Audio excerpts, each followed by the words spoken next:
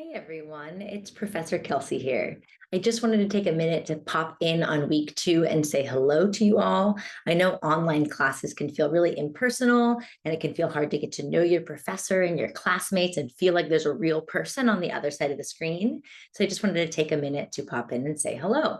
I just finished grading your week 1 assignment, and I wanted to thank you all for sharing your insights, your experiences, your thoughts with me. It was really interesting to see what you all thought was going well in terms of wellness for you and what you thought were areas for improvement and how you might start doing that.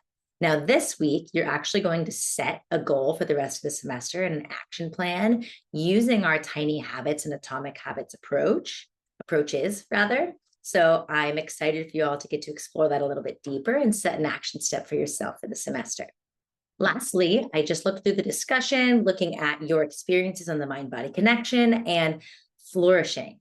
Now, this is the first time I put that new article from the Global Flourishing Study in the New York Times in a discussion board. So it was super interesting to read students' responses about what they think is going on in the world and why you all think young people's mental health is struggling.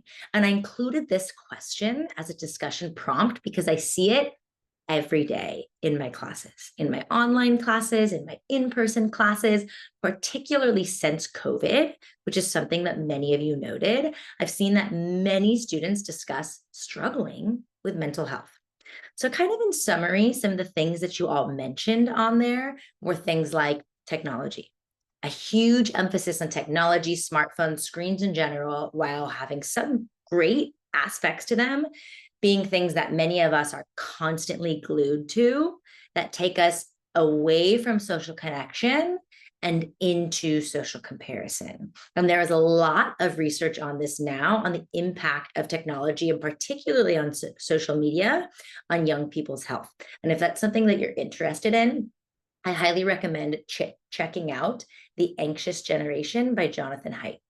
You also mentioned things like big global stressors and pressures and things like the economy, government, climate change. Those are big stressors on people in general, but also young people who don't know what the future will look like. And lastly, I saw a lot about loneliness, social disconnection, and notes about how many of you who are just in college for the first time were really young when COVID happened. I was an adult when COVID happened, and it was really hard for me. I can't even imagine how difficult it was going through high school or middle school or maybe even elementary school during that time. So there were a lot of challenges, and I like to highlight and bring these up to show that you are not alone if you're feeling or experiencing any of these things. Many of us are experiencing this. That's why these trends are showing up in studies around the world. And not but, and it's important that we all collectively talk about it because that social isolation, that disconnection makes us think that we're alone.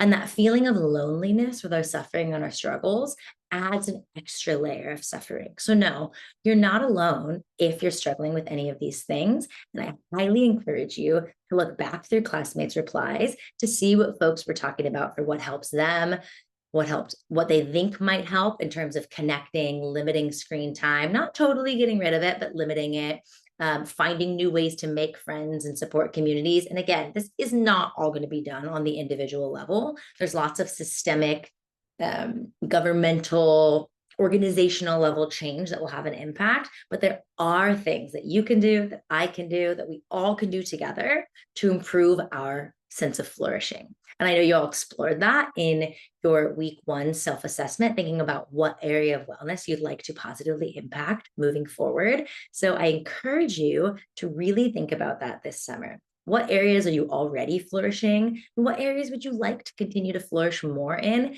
And what tiny habits can you use to apply to your well-being this semester? All right.